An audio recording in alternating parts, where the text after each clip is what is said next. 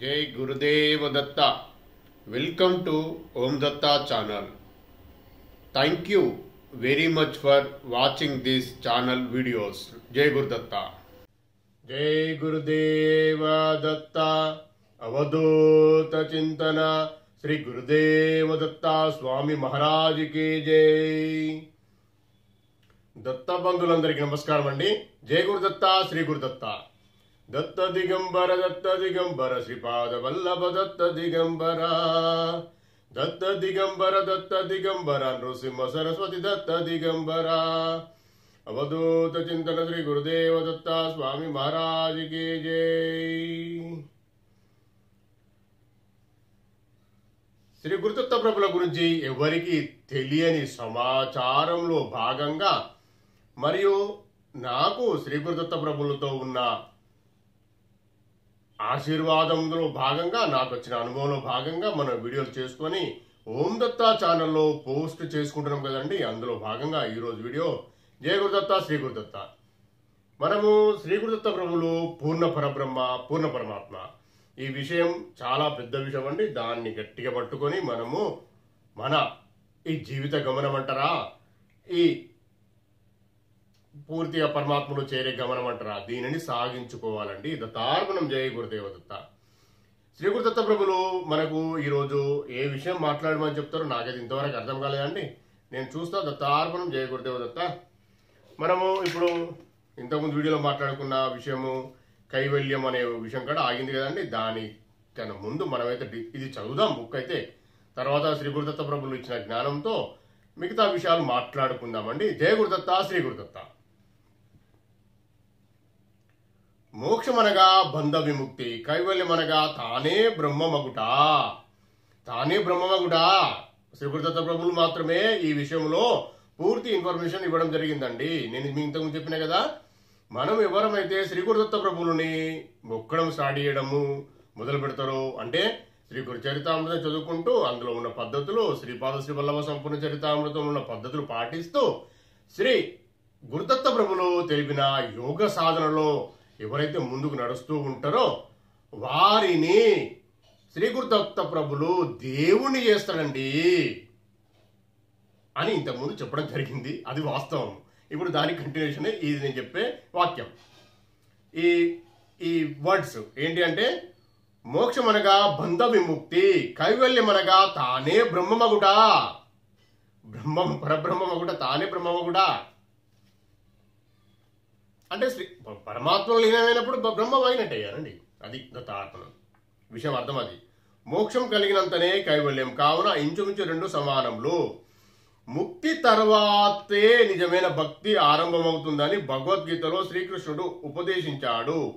భవబంధం నుంచి ముక్తిని పొంది బ్రహ్మానుభూతి స్థితిలో నిలిచిన పరమాత్ముడు దుఃఖం నుంచి, కోరికల నుంచి బయటపడి విశుద్ధ భక్తిని పొందుతాడు. కోరికల నుంచి బయటపడ్డాడు అంటే దేహాత్మ భావం నుంచి బయటపడ్డాడని భావం. దత్తార్పణం. ఇది ఓన్లీ శ్రీ గురుదత్త ప్రభుల యోగ సాధనలోనే ఇది సాధ్యమవుతుందండి. ఇంకా ఏ విషయాలు సాధ్యం కాదు. దత్తార్పణం. మనం కోరేవి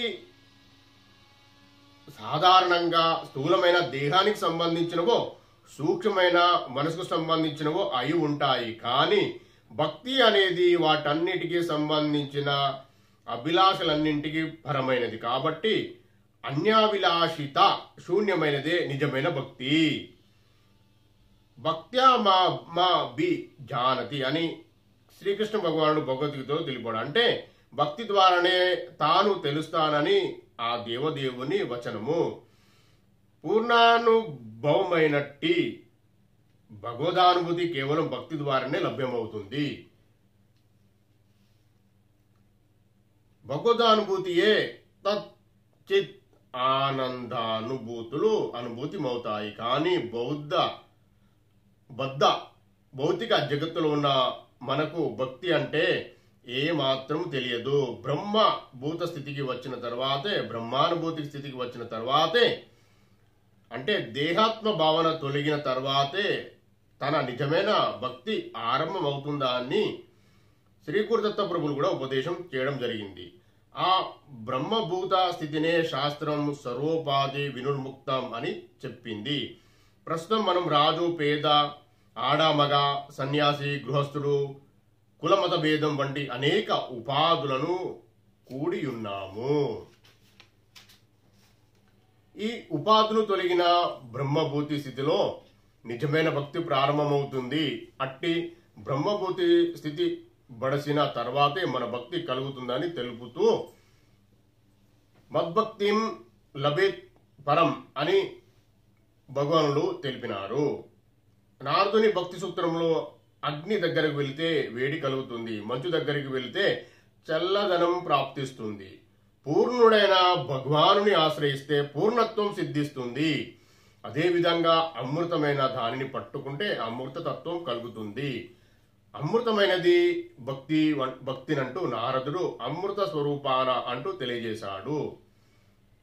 జయ గురుదేవదత్త. మనకు శ్రీ గురుదత్త ప్రభులు ఏ విషయం తెలియజేస్తారో అని చెప్పినా కదండి, అది ఆల్రెడీ ఇన్ఫర్మేషన్ ఇవ్వడం జరిగిందండి. జయ గురుదత్త.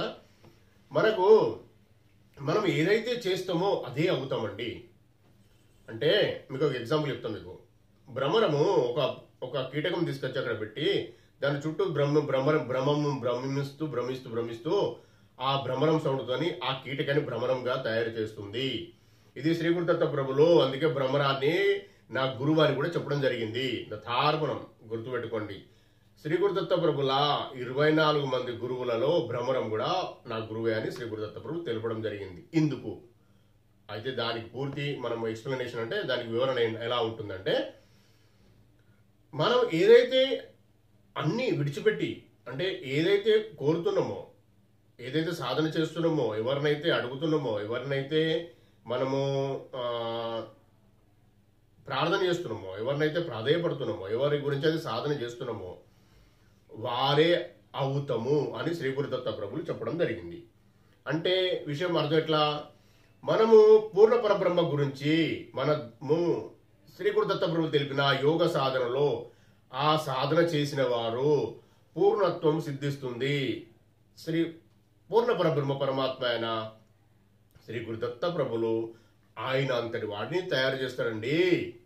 ఇది ఆల్రెడీ జరుగుతుంది సమాజంలో, ఈ లోకంలో, ఈ విశ్వంలో.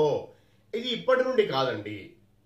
శ్రీ గురుదత్త ప్రభులు బ్రహ్మకల్పంలో జన్మించినారంట. అప్పటి నుండి ఆ బ్రహ్మకల్పం ఏంటి మనకు తెలియదు.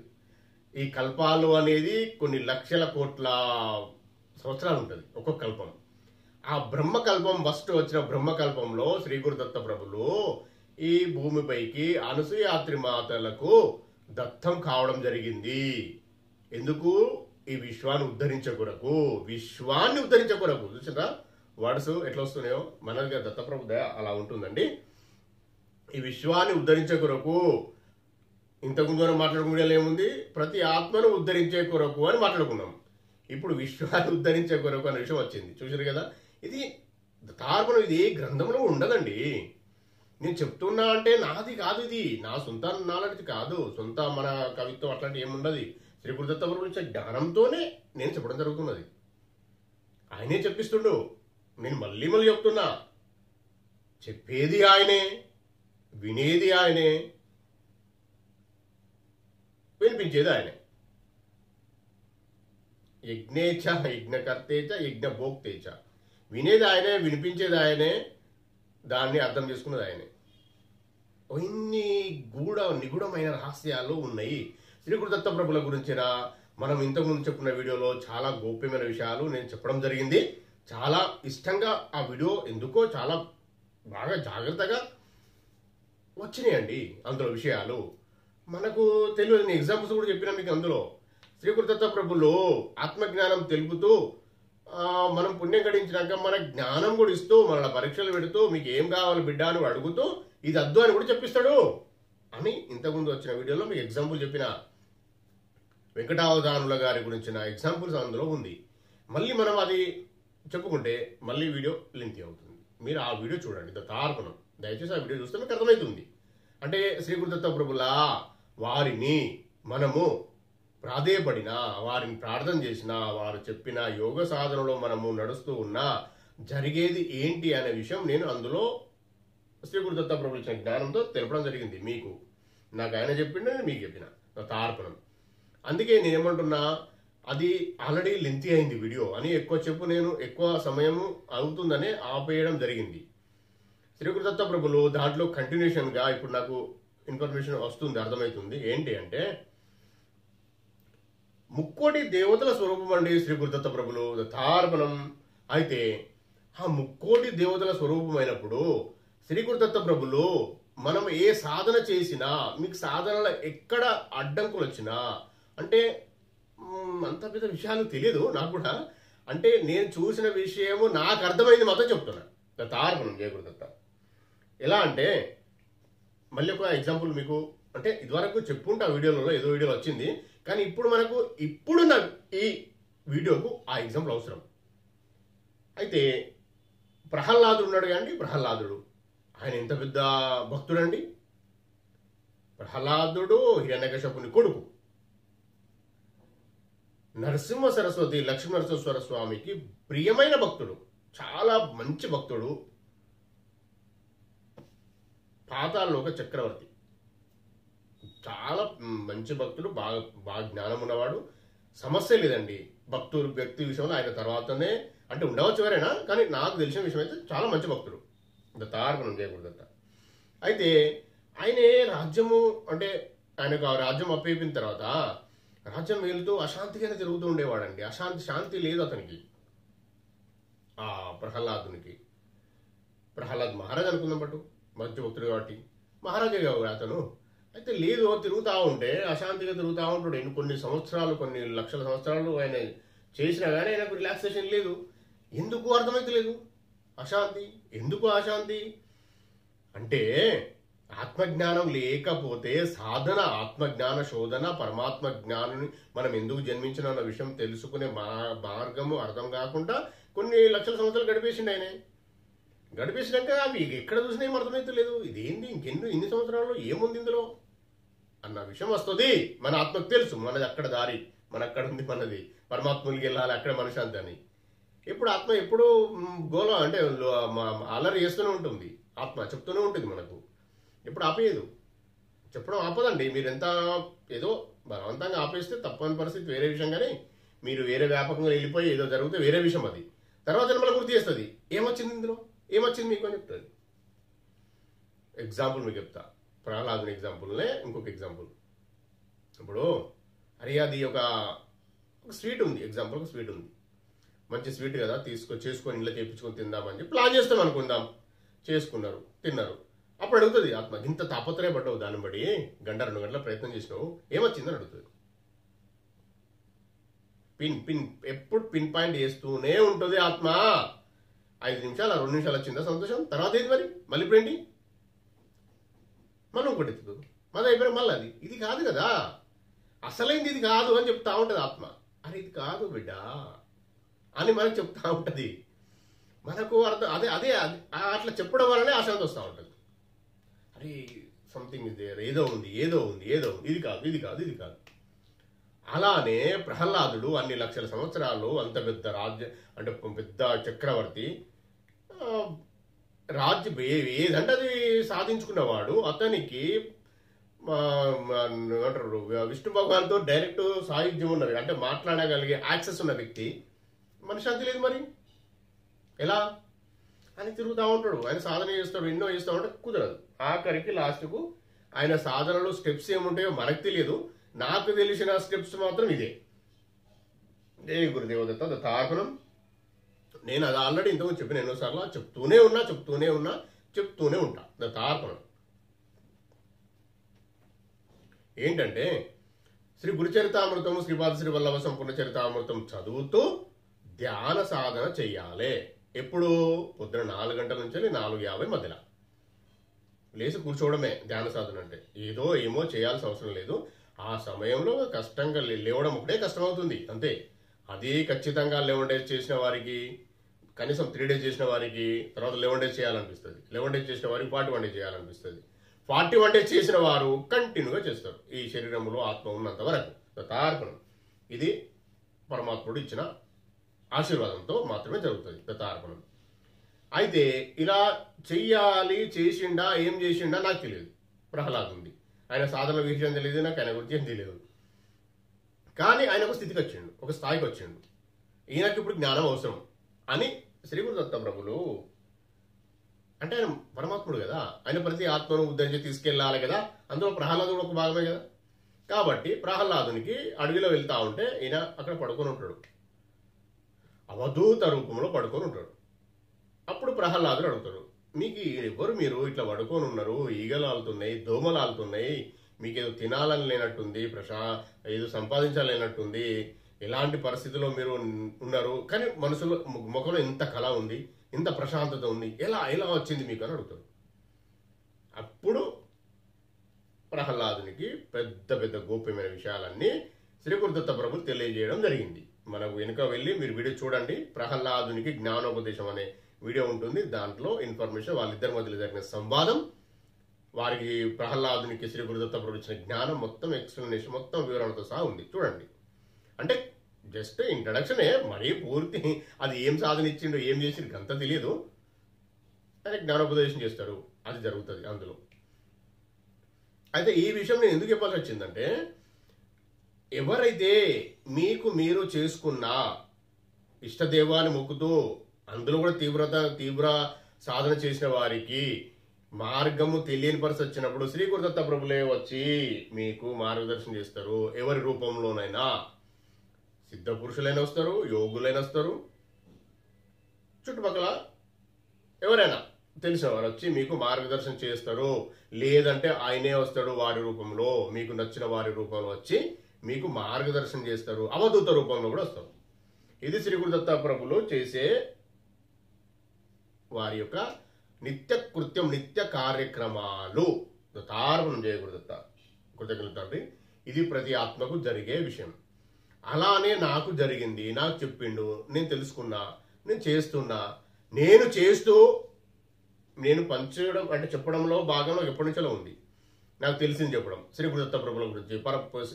శ్రీ గురుదత్త ప్రభులు పూర్ణ పరమాత్మ అని తెలుసుకున్నాక నేను చెప్పడం ఎప్పటి నుండో మొదలుపెట్టాను. నేను 20 years క్రాస్ అయిపోయింది చెప్పడంలో భాగంగా. వెతకడము 43 years క్రాస్ అయింది.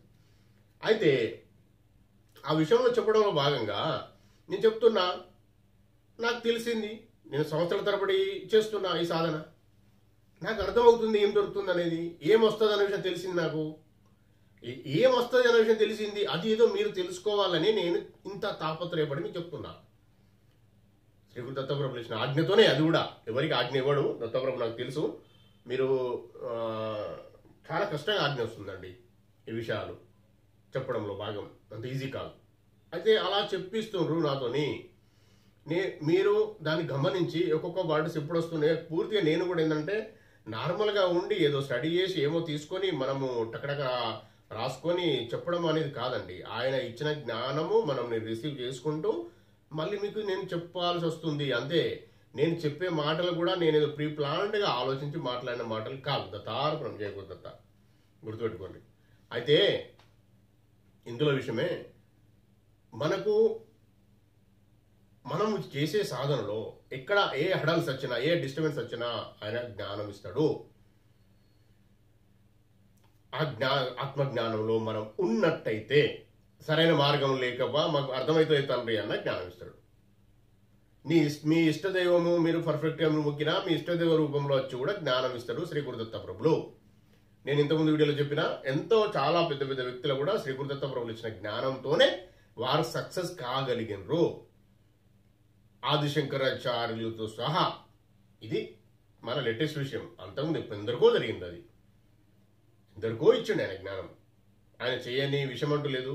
ఆయా శ్రీ గురుదత్త ప్రభులు ఇచ్చిన ఆశీర్వాదంతో భూమండలాన్నే 95,000 సంవత్సరాలు, 80,500 ఉంది మొత్తం, అప్రాక్సిమేట్లీ 80 నుంచి 95,000 సంవత్సరాలు పరిపాలించుడు కార్తవీర్యార్జునుడు.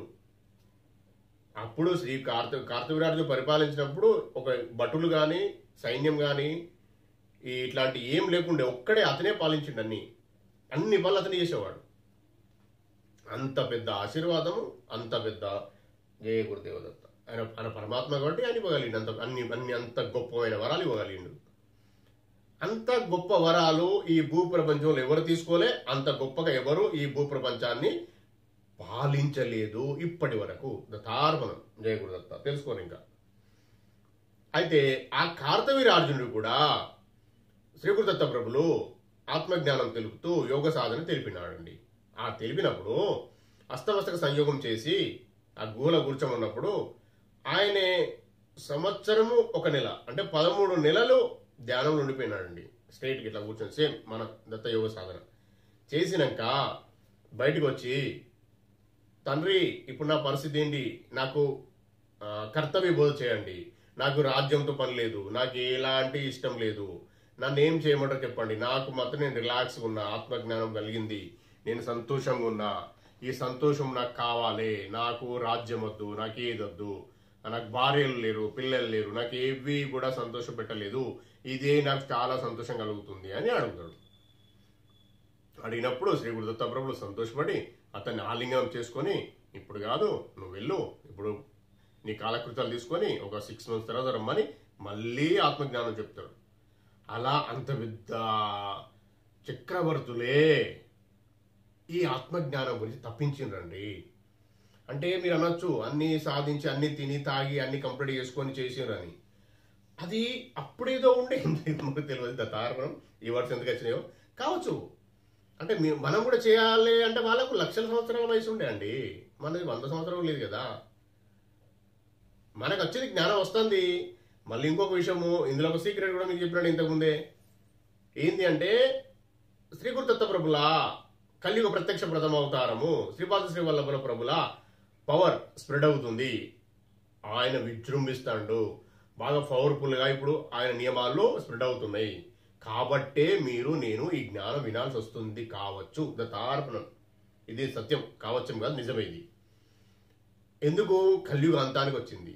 ఆ కల్కి అవతారం ఎవరే కాదు, శ్రీపాద శ్రీ వల్లభ ప్రభులే.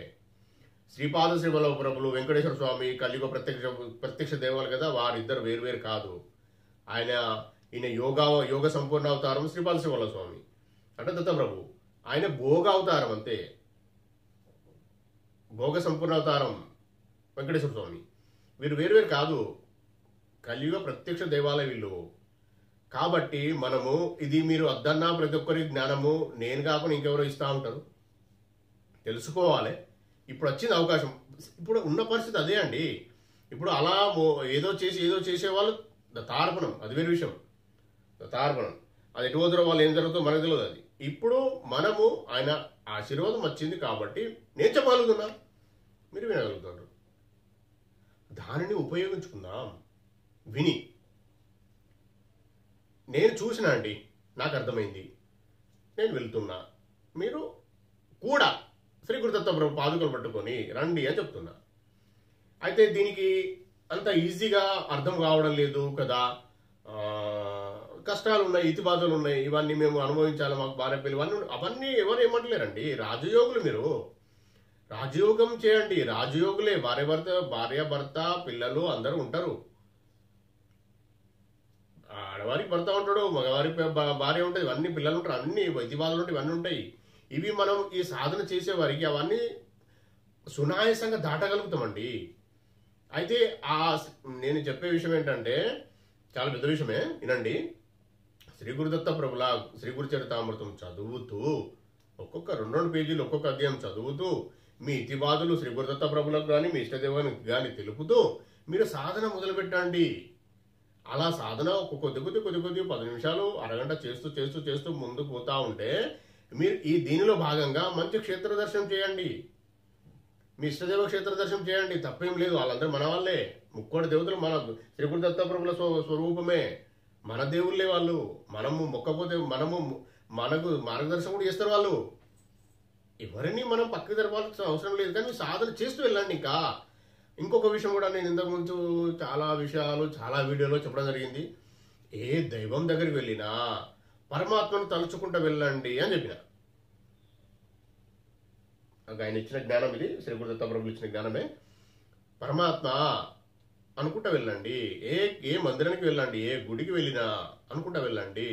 అప్పుడు జరిగే అనుభవాలు చూడండి, అప్పుడు జరిగే మీ యొక్క అదృష్టం అంటారా, మీ యొక్క కార్యక్రమాలు ఎలా జరుగుతాయో చూడండి. ఇది గుర్తుపెట్టుకోండి, పరమాత్మను తలుచుకుంటూ ఉండండి. శ్రీ గురుదత్త ప్రభులు పూర్ణ పరబ్రహ్మ పరమాత్మ అన్న విషయం గుర్తుంచుకొని ఇష్టదేవులను మొక్కుతూ ఉండండి. అప్పుడు ఇష్టదేవం కూడా చాలా ఇష్టంగా మీకు సహకరిస్తుంది, మీకు ఆశీర్వదిస్తుంది. అమ్మ కానీ ఎవరైనా కానీ, ఏ దేవుడైనా కానీ, అయ్య కానీ, ఎవరైనా కానీ, మీరు శ్రీ గురుదత్త ప్రభులు పూర్ణ పరబ్రహ్మ పరమాత్మ తండ్రి పరమాత్మ అనుకుంటా మీరు వెళ్తూ శివాయని ముక్కండి, అమ్మను ముక్కండి, ఇంకే దేవులు ముక్కినా అందరూ ముక్కోటి దేవతలు మన వాళ్ళే, అందరూ సహకరిస్తారు. మీరు ఎక్కడికి వెళ్ళి మొహమాట పడాల్సిన అవసరం లేదు, అందరూ సహకరిస్తారు. ఎందుకంటే పరమాత్మ తలుచుకొని వెళ్తున్నాం కాబట్టి. నీకు నాకే కాదు, వాళ్ళకు కూడా పరమాత్మే. పరమాత్మ ఒక్కడే అండి, పవర్ ఒకటే. ఆయనకు ఆకారం లేదు, నిరాకార తత్వమే, జ్యోతి స్వరూపమే. ఇది సత్యమైన వ్యవహారమే, ఇది అబద్ధమేం కాదు, నిజమే. ఆ ముక్కోటి దేవతలు కూడా ఆకారం లేవు, మనం సృష్టించుకునే, ఋషులు సృష్టించిందే. సాకార పూజ చేసి చేసి చేసి నిరాకారంకి వెళ్ళాలనేది. అది చేసిన మనం ఎన్ని లక్షల కోట్ల సంవత్సరాలతో చేసుకుంటూ వస్తున్నాం ఆ పూజలన్నీ. అందుకే శ్రీ గురుదత్త ప్రభులు శ్రీపాద శివల్లవ స్వామి అవతారంలో వచ్చి మనం ఇంకా దిగ్గుదాం తొందరగా బయటికి. మనం ఎన్ని లక్షల కోట్ల సంవత్సరాలు పూజలు చేసుకొని ఉన్న వాళ్ళమే కావచ్చు కదా, ఎవరికి తెలుసు ఇది? 50 లక్షల సంవత్సరం నుంచి కూడా జన్మలు తీసుకునే వాళ్ళు ఉన్నారట. ఇప్పుడు ప్రస్తుతం తెలుసుకోని ఇంకా 50 లక్షల నుంచి 50 లక్షల జన్మల నుంచి మనం వస్తున్నమాట. ఇప్పుడు కలియుగాంతం వరకు ఉన్న వారందరూ వాళ్ళేనట. అంటే మనకు జ్ఞానం రిసీవ్ అందుకే తొందర అవుతుంది. శ్రీపాద శ్రీ వల్లభ ప్రభు రావాలి భూమిపైకి, అవతరించాలని పెద్ద పెద్ద యోగులు 5,000 సంవత్సరాలు, 10,000 సంవత్సరాలు, 1,00,000 సంవత్సరాలు 1,00,000 సంవత్సరాలు ఉండి యోగులు సిద్ధ సమాధిలో ఉండి హిమాలయాలో ఉండి తపస్సు చేసుకుని వారు ప్రాధేయపడి ప్రార్థన చేస్తూ వచ్చిండు మనల్ని అందరూ ఉద్ధరించేందుకు. మనము గుర్తుంచుకోవాలి, ఈ విషయము తెలుసుకోవాలి. ఇది సత్యమైన వ్యవహారము. నేను ఇంత పెద్ద విషయాలు చెప్తున్నా, వీటి ప్రామాణికము అని ఉండేయండి. మీరు చేస్తూ మీ సాధన మీరు మొదలుపెట్టినప్పుడు మీకు అర్థమవుతాయి అన్ని, మీకే అర్థమవుతుందండి. అది మీరు ఇంకోటి చెప్పినా వారు అర్థం చేసుకుంటే దత్త ప్రభుదయ, మీరైతే అర్థం చేసుకోండి. ఇప్పుడు శ్రీ గురు చరితామృతము, శ్రీపాద శివల్లవ స్వామి చరితామృతం, దేవి భాగవతం, భగవద్గీత ఇలాంటివి మీరు చదువుతూ ఉంటే మీకు ఆత్మ పాప కర్మలో క్షేమవుతూ ఉంటే, ఆత్మజ్ఞానం పెరుగుతూ ఉంటే, ఆ కాస్మిక్ ఎనర్జీని అదే సమయంలో సైమల్టేనియస్లీ అంటే ఈక్వల్గా ఈ సద్గ్రంథాలు చదువుతూ మంచి మన కాస్మిక్ ఎనర్జీ రిసీవ్ చేసుకుంటూ ఉంటే, ఇవన్నీ పోతా ఉంటే ఇంక రిలాక్స్డ్ అవుతాయి, అన్ని అర్థమవుతాయండి. ఈ అర్థం చేసుకోవాలి, ఇది ఎక్కువ సమయం లేదు. మనం లక్షల సంవత్సరాలు బతికే వాళ్ళం కాదు, ఎప్పుడు పోయి తెలియదు. ఉన్న అంతలో మనము ఎంత సమయం ఉందో మనకు తెలియదు, దానిని ఉపయోగించుకోవాలి. ఇతి బాధలు, ఈ బాధలు అవన్నీ ఉంటాయండి. వాటిని కూడా తట్టుకోగలుగుతాము, లేదా దత్తప్రభు దేవాల క్లియర్ కూడా కావచ్చు, దత్తార్పణం. అది మనం సాధించుకోవాలి. ఆ మార్గం సుగమం చేసుకుంటూ నడవాలి. ఇట్లా క్రాస్ చేసుకుంటూ వెళ్ళిపోవాలి. వాటిని పట్టుకొని అడ్డొచ్చినాయని చెప్పి చొక్కనే కూర్చోవాల్సిన అవసరం లేదు, తీసి పక్క జరిపి వెళ్ళాలి. మన దాంట్లో వెళ్తా ఉంటే ముందుగానే ఏమైనా వస్తూ ఉంటే వాటి పక్క జరిపి కాలుతోనే చేతితో అనుకుని వెళ్ళిపోమానండి. అలానే ఇవన్నీ ఇతి బాధలు, ఆర్థిక బాధలు ఇవన్నీ తప్పదండి.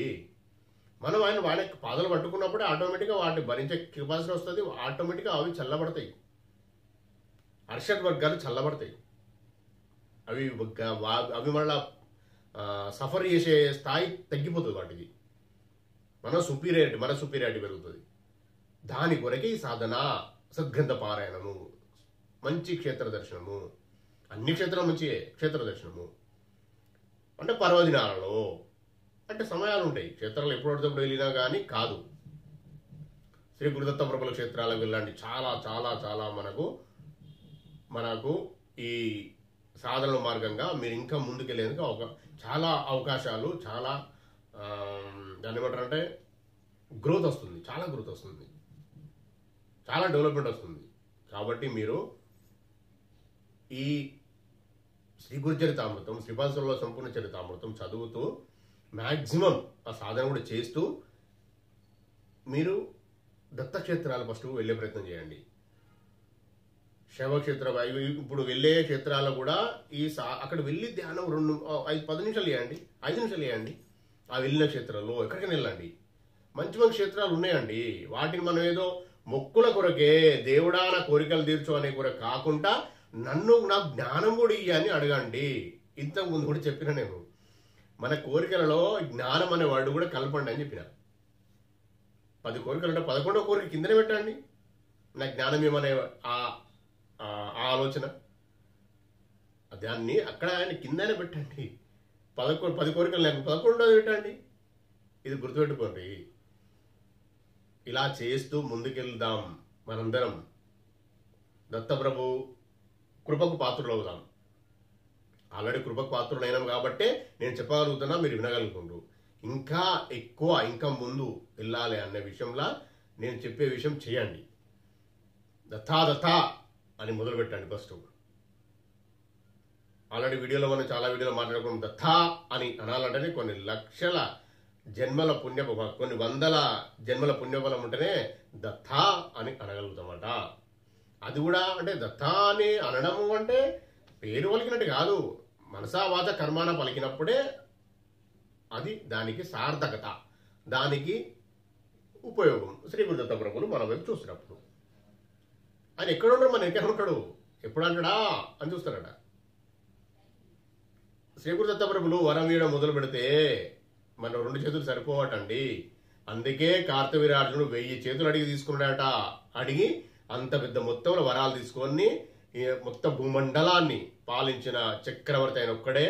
అంత పెద్ద వరాలు తీసుకునేది కూడా అతను ఒక్కడే. బాగా పెద్ద మొత్తంలో తీసుకున్నాడు, పెద్ద మొత్తంలో చేసిండు ఆయన. అది బాగా సత్యమైన విషయము. మీరు తెలుసు అంటే ఈ విషయాలు కూడా నేను చెప్తూ ఉంటే మీరు కనీసం రాసుకోనన్నా అవి వెతికే ప్రయత్నం చేయండి. కార్తవీర్యార్జునుడు ఎవరు, ఆయన గంతవరాలు మరి ఇంతవరకు ఎవరు ఇవ్వలే కదా. శ్రీ గురు దత్త ప్రభులు పూర్ణ పరబ్రహ్మ పరమాత్మ ఆయన కార్తవీర్యార్జునుడు అంటే మెప్పించండి ఆయన భక్తితోని.